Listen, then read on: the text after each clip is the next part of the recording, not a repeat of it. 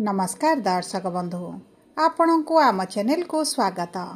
पवित्र श्री पंचमी व सरस्वती पूजार हार्दिक अभिनंदन एवं शुभेच्छा जणाई आज कार्यक्रम टी को आग को बढ़ाइबा।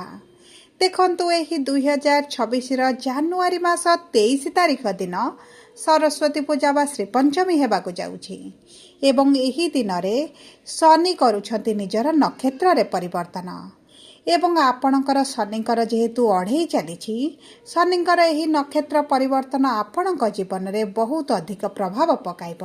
किंतु दर्शक बंधु यही परिवर्तनटी आपणक जीवन में धन लक्ष्मी खुशीर भेटी आनीदेव। कारण शनि प्रवेश करुचंती निज नक्षत्र रे बा उत्तर भाद्रपद नक्षत्र रे, तेणुक निजर गृह विराजमान करी आपणक जीवन में जो दुख कष्ट पीड़ा भरी देउथिले ताहार करिबे अंत। देखंतु एही कली जुगरे आपणकर टंका पावर एवं संपत्ति हेउची सबुठारु बड़ ताकत एवं आपणक पाखरे जदि एही तीनोटी जिनिस नाही तेबे केही आपणकु पचारिबेनी, केही आपणकु मानिबेनी किंबा आपणकु केही सम्मान मध्य देबेनी। किंतु मने रखंतु समय हेउची परिवर्तनशील। आपणकर शनिकर अढ़ई जेहेतु चलीथिला आपणकर आर्थिक स्थिति बहुत अधिक खराब होई जाइथिला, ता सहित आपणक संपर्क रे मध्य तिक्तता बढ़ी जाइथिला। विशेष भाव में जो लोक मानक आपण विश्वास करुथिले सेही विश्वास करुथिबा लोक माने मध्य आपणकु धोखा देउथिले। तेबे देखंतु सेही जो सब आपणकर दुख कष्ट पीड़ार समय थिला ताहा हेजिबा आपणकर अंत। कारण शनि हेबाकु जाउछन्ते प्रबल एवं आपणकर चतुर्थ गृह रे। देखंतु एही सरस्वती पूजा दिन शनिकर एही गोचरटी आनिबा आपणक जीवन रे बड़ परिवर्तन एवं एही परिवर्तनटी आपणक जीवन रे सफलता आनिदेव, आपणक जीवन रे सुख समृद्धि मध्य भरिदेव। देखंतु शनि आपणकर द्वितीय धनर भाव एवं तृतीय पराक्रमर भावर स्वामी अटंती एवं आपणकर चतुर्थ गृह रे विराजमान करी आपणकर अर्थर अभाव कराइछंती, आपणकर आर्थिक स्थिति की दुर्बल करिछंती, आपणकर करज लोन को बढ़ाइछंती, आपणक कर्म क्षेत्र रे समस्या बढ़ाइबा सहित शत्रुता मध्य बढ़ाइछंती। ता सहित आपणक जीवन रे प्रकृत सुख शांति आपणकर हजि जाइछि एवं सबुठारु बड़ कथा हला संतान परिवार जीवन साथी सह मध्य आपणकर मतभेद भली परिस्थिति मध्य देखा जाउछि एवं किछि धनुराशिर व्यक्ति विशेष माने मध्य किछि एभली संपर्क रे आसी जाइछंती जो संपर्क को समाज ग्रहण करे नाही। एही भली परिस्थिति रे आपण माने जो फसी रहिथिले बाहरिबा को चाहुथिले मध्य बाहरी पारु नथिले, एबे आसीछि सेही सुजोग जो परिस्थिति रो आपण बाहर को बाहरिबे। किंतु आपणकर राशि लग्न नक्षत्र अनुसार आपणक जीवन रे अलगा अलगा प्रभाव पड़िबो। कारण धनु राशिर तीनोटी नक्षत्र रहिछि एवं नक्षत्राधिपति जेहेतु भिन्न भिन्न होइथांती आपणक उपरे शनिकर प्रभाव मध्य भिन्न रहिबो। देखंतु आपणकर राशिर स्वामी जेहेतु देवगुरु बृहस्पति एवं देवगुरु बृहस्पति शरण को जेकोसी राशि आसिले मध्य तांकर क्रूर प्रभावटी शांत हो जाए। तेणुकरी आपणक उपरे तो निश्चित भाव में शुभ प्रभाव पड़िबो। तेबे आग को केउ नक्षत्र रे कि भली प्रभाव पड़िबो कौन रहिछि प्रतिकार जानिबा पूर्वरु जदि आपणकर भी धनु राशि होइथाए एवं आपण भी ईश्वर को आंतरिक भक्ति एवं विश्वास करती तेबे वीडियोटी को लाइक करंतु। कमेंट बॉक्स रे जय जगन्नाथ जय माँ लक्ष्मी अवश्य लिखि दियंतु। ता सहित आम सह जोगाजोग करबा पई वीडियोर मध्य भाग रे एक व्हाट्सएप नंबर टिए दिया जाइछि जो नंबर साहाय्य रे आपण आम सह जोगाजोग करी निजर नूतन कुंडली प्रस्तुत करि परिबे, कुंडली विश्लेषण कराई परिबे किंबा आपणकर चाकरी विवाह व्यवसाय प्रेम संपर्क शिक्षा स्वास्थ्य को नहीं किछि समस्या रहितला ताहार सहजरे एवं स्वल्प मूल्य रे समाधान करि परिबे। सेतिपई आपण आम सह वीडियोर शेष पर्यंत जोड़ी होई रुहंतु एवं व्हाट्सएप नंबर माध्यम रे आम सह जोगाजोग करी निज समस्यार समाधान करंतु। एबे आसंतु कार्यक्रमटी को आग को बढ़ाइबा एवं जानिबा शनिकर नक्षत्र परिवर्तन आपण को कि प्रकार भेटी आनीदेवा जाउछि। सर्वप्रथम हेउछि शनि आपणकर चतुर्थ गृह रे विराजमान होइछन्ति एवं गुरुଙ୍କ राशि रे विराजमान होइछन्ति। देखंतु शनि जेहेतु आपणक भोग विलास ऐश्वर्यर गृह रे थिले आपणकर मां को सहित आपणकर संपर्क रे खराब होइबा ଆପଣଙ୍କ ମାଙ୍କ ସ୍ୱାସ୍ଥ୍ୟରେ ଖରାପ ହେବା, କିଛି ନା କିଛି ସମସ୍ୟା ସ୍ୱାସ୍ଥ୍ୟଗତ ସମସ୍ୟା ମାଙ୍କର ଜୀବନରେ ଲାଗି ରହିବା, ଏହା ହେଉଛି ଶନିଙ୍କର ପ୍ରଭାବ। ଦେଖନ୍ତୁ, ଆପଣଙ୍କର ମା ଆପଣଙ୍କୁ ନେଇ ଯେଉଁ ଚିନ୍ତିତ ରହୁଥିଲେ, ଆପଣଙ୍କ ବିବାହକୁ ନେଇ ହେଉ, ଆପଣଙ୍କ ସ୍ୱାସ୍ଥ୍ୟକୁ ନେଇ ହେଉ, ଆପଣଙ୍କ କ୍ୟାରିୟରକୁ ନେଇ ହେଉ, ବହୁତ ଗୁଡ଼ିଏ ଦୁଶ୍ଚିନ୍ତା ଭିତରେ ବୁଡ଼ି ରହିଥିଲେ, ସେହିଭଳି ପରିସ୍ଥିତିରୁ ବାହାରିବା ପାଇଁ ଯାଉଛନ୍ତି। ଏବଂ ତା ସହିତ ଆପଣଙ୍କର ଯଦି ପୈତୃକ ସମ୍ପତ୍ତିକୁ ନେଇ କିଛି ସମସ୍ୟାଟି ଚାଲିଛି, ଆପଣଙ୍କର ପ୍ରାପ୍ୟ ଆପଣଙ୍କୁ ପ୍ରାପ୍ତ ହୋଇପାରୁନି, ତାହା ମଧ୍ୟ ଆପଣଙ୍କୁ ପ୍ରାପ୍ତ ହୋଇଯିବ।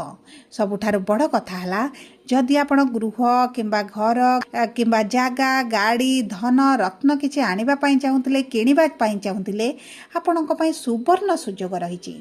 ଏବଂ ବହୁତ ଅଧିକ ପ୍ରଭାବ ପଡ଼ିବ ଆପଣଙ୍କର କର୍ମକ୍ଷେତ୍ରରେ, କାରଣ ଶନିଙ୍କର ସପ୍ତମ ଦୃଷ୍ଟି ରହିବ ଆପଣଙ୍କର କର୍ମର ଗୃହରେ। ଆପଣଙ୍କର ଶତ୍ରୁମାନେ ବୃଦ୍ଧି ହୋଇ ଆପଣଙ୍କ ବିରୁଦ୍ଧରେ ଯେଉଁ ରାଜନୀତି କରୁଥିଲେ, ଉଚ୍ଚ ଅଧିକାରୀଙ୍କ ସହିତ ମତଭେଦ ବଢ଼ିବା କାରଣରୁ ଆପଣଙ୍କର ଯେଉଁ କର୍ମକ୍ଷେତ୍ରରେ ସମସ୍ୟା ବଢ଼ିଯାଇଛି, କର୍ମକ୍ଷେତ୍ରରେ ମନ ଲାଗୁନି, କର୍ମକ୍ଷେତ୍ରରେ ଆପଣ ସଠିକ୍ ଭାବରେ କର୍ମ କରିପାରୁନାହାନ୍ତି, କିମ୍ବା ଆପଣଙ୍କର କର୍ମର କ୍ରେଡିଟ୍ ଆଉ କାହାକୁ ମିଳୁଛି, ତେବେ ଦେଖନ୍ତୁ, ଏହିସବୁ ବିପଦ, ଏହିସବୁ କଷ୍ଟ ପୀଡ଼ା ଆପଣଙ୍କର ଦୂର ହେବ। ଶନି ନିଜ ନକ୍ଷତ୍ରରେ ବିରାଜମାନ କରି ଶୁଭ ଦୃଷ୍ଟି ପ୍ରଦାନ କରିବେ, ଯେଉଁ କାରଣରୁ ଆପଣଙ୍କ କର୍ମକ୍ଷେତ୍ରରେ ଉନ୍ନତି ହେବା ସହିତ ଆପଣଙ୍କର ଅର୍ଥ ଆଗମନଟି ମଧ୍ୟ ବଢ଼ିଯିବ। ଦେଖନ୍ତୁ, ଶନି ଆପଣଙ୍କର ଯେହେତୁ ଦ୍ୱିତୀୟ ଗୃହ, ଧନର ଗୃହର ସ୍ୱାମୀ ଅଟନ୍ତି, ଆପଣଙ୍କ ଆର୍ଥିକ ସ୍ଥିତି ଯେଉଁ ଦୁର୍ବଳ ରହିଥିଲା, କାରଣ ଶନିଙ୍କର କ୍ରୂର ପ୍ରଭାବ ରହିଲେ, ଶନି ଖରାପ ସ୍ଥିତିରେ ରହିଲେ, ଆପଣଙ୍କର ଆର୍ଥିକ ସମସ୍ୟାଟି ବଢ଼ିଯିବ, ଅର୍ଥ ସଞ୍ଚୟ କରିପାରିବେ ନାହିଁ, କରଜ ଶୁଝିବାକୁ ଚାହିଁଲେ ମଧ୍ୟ ଆପଣଙ୍କର କିଛି କାର୍ଯ୍ୟ ପଡ଼ିଯିବ, କରଜ ଶୁଝି ପାରିବେ ନାହିଁ। ଏହିଭଳି ବିଭିନ୍ନ ପ୍ରକାର ଅର୍ଥଗତ ସମସ୍ୟାର ଆପଣ ସମ୍ମୁଖୀନ ହୋଇଥାନ୍ତି, କିନ୍ତୁ ଏହିଭଳି ପରିସ୍ଥିତି ଆପଣଙ୍କର ବଦଳିଯିବ। ତାହା ସହିତ ଦେଖନ୍ତୁ, ଶନିଙ୍କର ତୃତୀୟ ଦୃଷ୍ଟି ଆପଣଙ୍କର ରୋଗ, ଋଣ, ଶତ୍ରୁର ଗୃହ ଉପରେ ରହୁଛି। ତେଣୁକରି ଯେତେବେଳେ ଶନି ଆପଣଙ୍କର ପରାକ୍ରମ, ଆପଣଙ୍କର କର୍ମର କାରକ ଗ୍ରହ ହୋଇ ତୃତୀୟ ଦୃଷ୍ଟି ଆପଣଙ୍କର ଷଷ୍ଠ ଗୃହରେ ଦିଅନ୍ତି, ଆପଣଙ୍କର ପୁରୁଣା ସ୍ୱାସ୍ଥ୍ୟଗତ ସମସ୍ୟା ମଧ୍ୟ ଦୂର ହୋଇଯିବ। କିନ୍ତୁ ମନେ ରଖନ୍ତୁ, ଆପଣଙ୍କର ଅସ୍ଥିଗତ ସମସ୍ୟା ମଧ୍ୟ କିଛିଟା ବାହାରିପାରେ, ସେଥିପ୍ରତି ଆପଣଙ୍କୁ ଦୃଷ୍ଟି ଦେବାକୁ ପଡ଼ିବ। ତାହା ସହିତ ଆପଣଙ୍କର ଯଦି କିଛି ନୂତନ କାର୍ଯ୍ୟ ଆରମ୍ଭ କରିବା ପାଇଁ ଚାହୁଁଛନ୍ତି, ଇନଭେଷ୍ଟର ଖୋଜୁଛନ୍ତି, ଲୋନ୍ ଚାହୁଁଛନ୍ତି, ତେବେ ମଧ୍ୟ ତାହା ଆପଣଙ୍କୁ ପ୍ରାପ୍ତ ହୋଇଯିବ। ସବୁଠାରୁ ବଡ଼ କଥା ହେଲା, ଯେଉଁ ଦମ୍ପତିମାନେ ସନ୍ତାନର ଅପେକ୍ଷାରେ ରହିଥିଲେ ଏବଂ ସନ୍ତାନ ପ୍ରାପ୍ତି ହୋଇପାରୁନଥିଲା, ସନ୍ତାନ ସୁଖରୁ ବଞ୍ଚିତ ରହୁଥିଲେ, ତେବେ ସେମାନଙ୍କୁ ସନ୍ତାନ ପ୍ରାପ୍ତି ହୋଇଯିବ। କାରଣ ଦ୍ୱିତୀୟ ଗୃହ ଯେହେତୁ ଆପଣଙ୍କ କୁଟୁମ୍ବ ପରିବାରର ଗୃହ, ଆପଣଙ୍କୁ ନିଶ୍ଚିତ ଭାବରେ ପରିବାରରେ କିଛି ନା କିଛି ତ ଶୁଭ ଖବର ପ୍ରାପ୍ତି ହେବ। ତାହା ସହିତ ଆପଣଙ୍କର ବିବାହ ପାଇଁ ମଧ୍ୟ ବହୁତ ଭଲ ଯୋଗ ବନୁଛି। ଦେଖନ୍ତୁ, ଆପଣଙ୍କର ଗୁରୁ ମଧ୍ୟ ବିବାହର ଗୃହରେ ବିରାଜମାନ ହୋଇଛନ୍ତି। ତେଣୁକରି ଆପଣଙ୍କ ଗୃହରେ ମାଙ୍ଗଳିକ କାର୍ଯ୍ୟ ହେବା ସହିତ ଆପଣଙ୍କ ଗୃହରେ ଶୁଭ କାର୍ଯ୍ୟ ହୋଇପାରେ, ଶୁଭ କାର୍ଯ୍ୟ କିଛି ଅନୁଷ୍ଠାନ ହୋଇପାରେ, ଆପଣଙ୍କ ଗୃହରେ କିଛି ନା କିଛି ତ ଶୁଭ ପରିବର୍ତ୍ତନ, ଶୁଭ କାର୍ଯ୍ୟ ମଧ୍ୟ ଆପଣଙ୍କର ଅନୁଷ୍ଠିତ ହେବ। ସବୁଠାରୁ ବଡ଼ କଥା ହେଲା, ଆପଣଙ୍କର ଭାଗ୍ୟର ଗୃହରେ କେତୁ ବିରାଜମାନ କରିଛନ୍ତି। ତେଣୁକରି କେତେକାଂଶରେ ଆପଣଙ୍କ ଭାଗ୍ୟ ଆପଣଙ୍କର ସାଥ ଦେଉନି। ତେଣୁକରି ଆପଣ ଯଦି ଅର୍ଥ କୌଣସି ଜାଗାରେ ଇନଭେଷ୍ଟ କରୁଛନ୍ତି, ଆପଣଙ୍କର ବୁଡ଼ି ଯାଉଛି, ଆପଣଙ୍କର ଲସ୍ ହେଇଯାଉଛି, ଏବଂ ବିଭିନ୍ନ ପ୍ରକାର ଅର୍ଥଗତ ସମସ୍ୟା ମଧ୍ୟ ଆପଣଙ୍କର କେତୁଙ୍କ ପାଇଁ ମଧ୍ୟ ହୋଇଥାଏ। କିନ୍ତୁ ଏହି ଶନିଙ୍କର ପ୍ରଭାବ କାରଣରୁ ଆପଣଙ୍କର ସେହି ସମସ୍ୟା ମଧ୍ୟ ଦୂର ହୋଇଯିବ। ଦେଖନ୍ତୁ, ଶନିଙ୍କର ଦଶମ ଦୃଷ୍ଟି ଆପଣଙ୍କ ରାଶି ଉପରେ ରହୁଛି, ଏବଂ ଆପଣଙ୍କର ରାଶି ଉପରେ ଯେତେବେଳେ ଶନିଙ୍କର ଦୃଷ୍ଟି ରହିବ, ଆପଣ କର୍ମପ୍ରବଣତ ହୋଇଯିବେ, ଆପଣ କର୍ମକୁ ଅଧିକ ଧ୍ୟାନ ଦେବେ। ଯେଉଁ ବିଦ୍ୟାର୍ଥୀମାନଙ୍କର ଶିକ୍ଷା କ୍ଷେତ୍ରରେ ସମସ୍ୟା ଆସୁଥିଲା, ପାଠରେ ମନ ରହୁନଥିଲା, ଆପଣଙ୍କର ରେଜଲ୍ଟ ଭଲ ହେଉନଥିଲା, ସେମାନଙ୍କୁ ମଧ୍ୟ ତାଙ୍କର କର୍ମ ପ୍ରତି ଆଗ୍ରହ ବଢ଼ିବ, ପାଠ ପଢ଼ିବେ ଏବଂ ଅଧିକ ରେଜଲ୍ଟ ମଧ୍ୟ କରିବା ଆରମ୍ଭ ହେବ। କିନ୍ତୁ ସର୍ବପରେ ଦେଖନ୍ତୁ, ଆପଣଙ୍କର ନକ୍ଷତ୍ର ଅନୁଯାୟୀ ଆପଣଙ୍କୁ କି ପ୍ରକାର ପ୍ରଭାବ ପଡ଼ିବ, ଏହା ଆସନ୍ତୁ ଆଲୋଚନା କରିବା। ସର୍ବପ୍ରଥମ ହେଉଛି ମୂଳା ନକ୍ଷତ୍ର, 19/9 ଧନୁରାଶି, ଏବଂ ଆପଣଙ୍କର ନକ୍ଷତ୍ରାଧିପତି ହେଉଛନ୍ତି କେତୁ। ତେଣୁକରି ଦେଖନ୍ତୁ, ଏହି ନକ୍ଷତ୍ରର ବ୍ୟକ୍ତିବିଶେଷମାନଙ୍କର ବିଶେଷ ଭାବରେ କିଛିଟା କ୍ଷତି ହେବାର ସମ୍ଭାବନା ନାହିଁ। ଆପଣଙ୍କ ଭାଗ୍ୟ ସାଥ ଦେବ, ଆପଣଙ୍କ କର୍ମ ସାଥ ଦେବ, ଆପଣଙ୍କର ଭୋଗ ବିଳାସ ଐଶ୍ୱର୍ଯ୍ୟରେ ବୃଦ୍ଧି ଘଟିବ। ଆପଣ ଅନଲାଇନରେ ଯଦି କିଛି କାର୍ଯ୍ୟ କରୁଛନ୍ତି, ତେବେ ଆପଣଙ୍କୁ ଉତ୍ତରୋତ୍ତର ଉନ୍ନତି ମଧ୍ୟ ପ୍ରାପ୍ତ ହେବ। ଏବେ ଆସନ୍ତୁ ଜାଣିବା ପୂର୍ବଷାଢ଼ା ଧନୁ ବା 20/9 ଧନୁରାଶି, ଆପଣଙ୍କର ନକ୍ଷତ୍ରାଧିପତି ହେଉଛନ୍ତି ଶୁକ୍ର। ଶନି ଏବଂ ଶୁକ୍ରଙ୍କର ଯେହେତୁ ମିତ୍ରତା ରହିଥାଏ, ଆପଣଙ୍କ ଉପରେ ଶୁଭ ପ୍ରଭାବ ପଡ଼ିବ।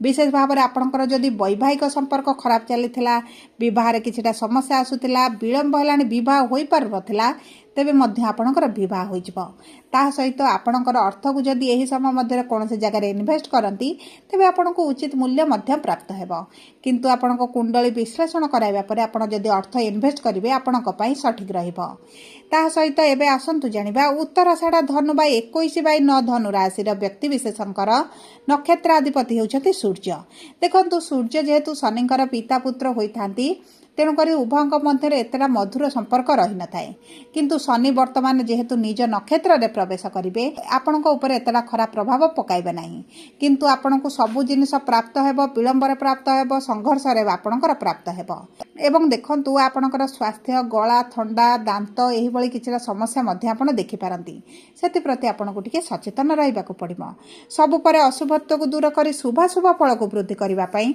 आपण प्रतिदिन गुरुंकर बीज मंत्र जप करबा सहित संध्या समय कि रात्र समय आपण शनिकर बीज मंत्र जप करबा अत्यंत जरूरी अटे ता सहित हनुमान चालीसा पाठ करंतु शनि मंदिर रे सोरिष तेल हेउ कि राशि तेल रे दीप प्रज्वलित करंतु आपणक पई शुभदायक रहइबो जदि आपणकर धनु राशि होइथाय वीडियोटी किभଳି लागिला कमेंट बॉक्स रे लिखि जणांतु जदि प्रथम थर आम चैनल को आसीछंती चैनल टी को सब्सक्राइब करंतु पाखरे थिबा बेल आइकन को प्रेस करंतु धन्यवाद।